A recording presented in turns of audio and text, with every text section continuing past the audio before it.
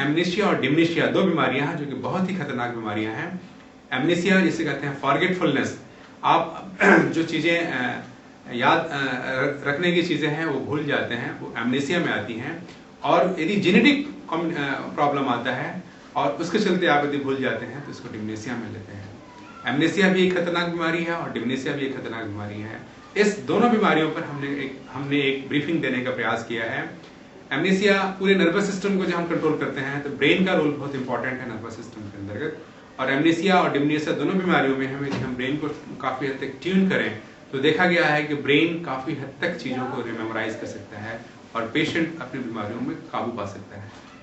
और यदि genetic problem है तो जेनेटिक प्रॉब्लम में दूर करने के लिए भी सिस्टम वही है। प्रॉपर सिस्टम, नर्वस सिस्टम को आप दुरुस्त कीजिए, एंडोक्राइन सिस्टम को दुरुस्त कीजिए और उनके रिफ्लेक्शन पॉइंट को स्टिमुलेट करके उनके अंदर एक एनर्जी का संचरण कीजिए।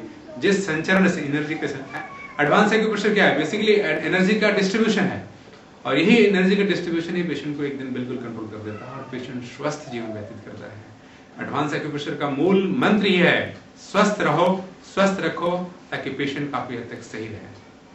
धन्यवाद।